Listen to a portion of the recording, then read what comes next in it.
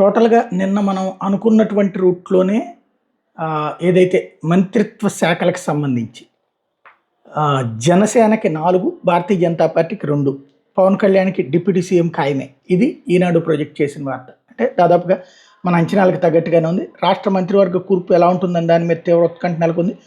మంత్రివర్గంలో ఏ ప్రాంతానికి, ఏ వర్గాలకు ఎంత ప్రాధాన్యం ఇవ్వాలి, మిత్రపక్షాలకు కేటాయించే స్థానాలు ఎన్ని, సీనియర్లు, జూనియర్ల మధ్య సమతూకం ఎలా పాటించాలన్న అంశాల మీద తెలుగుదేశం పార్టీ అధినేత చంద్రబాబు చేస్తున్న కసరత్తు దాదాపు కొలుక్కొచ్చిందని సమాచారం. మంగళవారం సాయంత్రానికి మంత్రివర్గంలోకి తీసుకునే వారికి స్వయంగా ఆయనే ఫోన్ చేసి చెప్పే అవకాశం ఉంది. జనసేన అధ్యక్షుడు పవన్ కళ్యాణ్ ఉప ముఖ్యమంత్రి హోదాలో క్యాబినెట్లో చేరడం దాదాపు ఖాయమైంది. ఆయన ఒక్కరే ఉప ముఖ్యమంత్రిగా ఉండే అవకాశం ఉంది. పవన్తో కలిపేసి మొత్తం 4 మంత్రి పదవులు జనసేనకు లభించనున్నట్టు సమాచారం. బీజేపీ అగ్రనాయకత్వం అడిగిన మేరకు ఆ పార్టీ నుండి 2 మంత్రివర్గంలోకి తీసుకోవాలని నిర్ణయించినట్టు తెలిసింది. ఇది కీలకమైనటువంటి అంశం. ముందు నుంచినే జరిగినటువంటి కసరత్తు 164 వచ్చినప్పటి నుంచి కూడా కసరత్తు చేశారు అన్నటువంటిది.